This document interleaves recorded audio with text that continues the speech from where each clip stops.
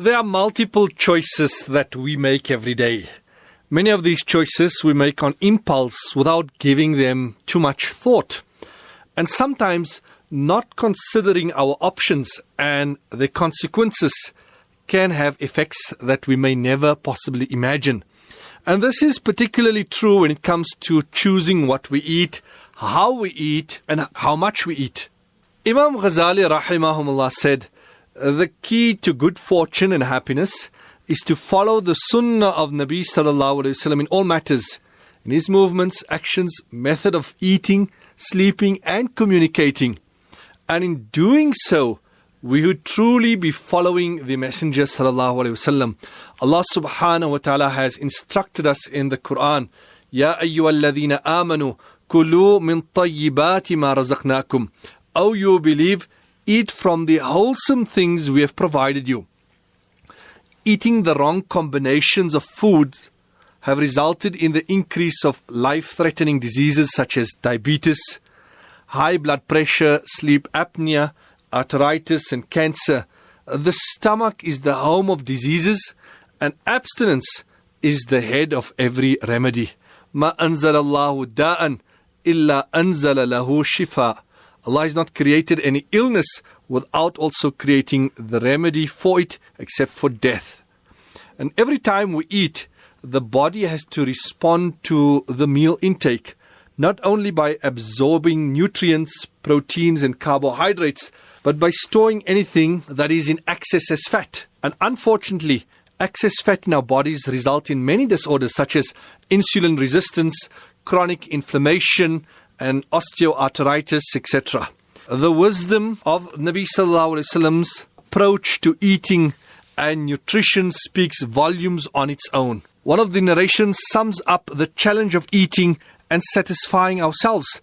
Nabi sallallahu alaihi wasallam said, "Ma mala'a adamiyun wi'a'an sharran min batnin bihasbi ibni Adam ukulatun yuqimna sulbahu. Fa in kana la mahalata fa thuluthun li ta'amihi وَثُلُثٌ لِشَرَابِهِ وَثُلُثٌ لِنَفَسِهِ." No man fills a container worse than his stomach. A few morsels that keep his back upright are sufficient for him. And if he has to, then he should keep 1/3 for food, 1/3 for drink, and 1/3 for breathing. We need to learn to live moderate lives. In this era, the focus is on abundance. Go big or go home. But rather, we should focus on the opposite. There's a saying, be moderate to taste the joy of life in abundance. Allah subhanahu wa ta'ala says, Kulu washrabu wa la tusrifu. Eat, drink, and be moderate. This one verse, if we practice on it, it is sufficient to change individuals, communities, and whole societies. How many of us really practice on this? And if we do practice on this, it will save us a lot of money and lots of problems. One of the pious predecessors said, Jama Allah tibba fi nisfi ayah.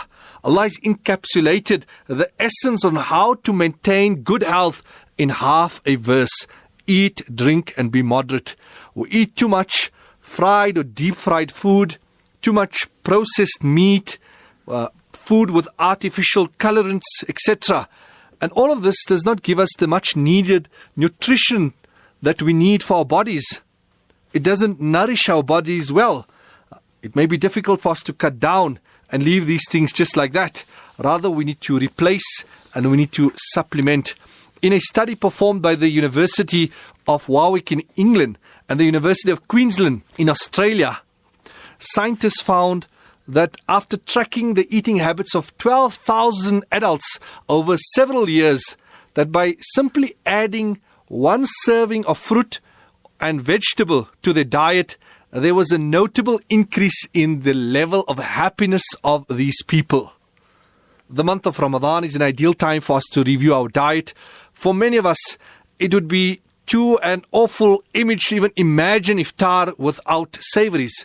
So I'm not saying abandon it, but rather be moderate. So have your savories and desserts, but balance it with more fruit, vegetables, soups and wholesome things. Have more zimzam and plain water and less caffeine and fizzy drinks. Focus on those things that have been recommended by the Sunnah. So it's time we relook how and what we eat, our diets should not just be that we're following our family tradition or societal norm. Everyone eats like this, so that's why we're also eating like this. Rather, we need to review and make informed and educated choices. And if we do this, we will see the benefit for ourselves, because healthy food choices are happy food choices.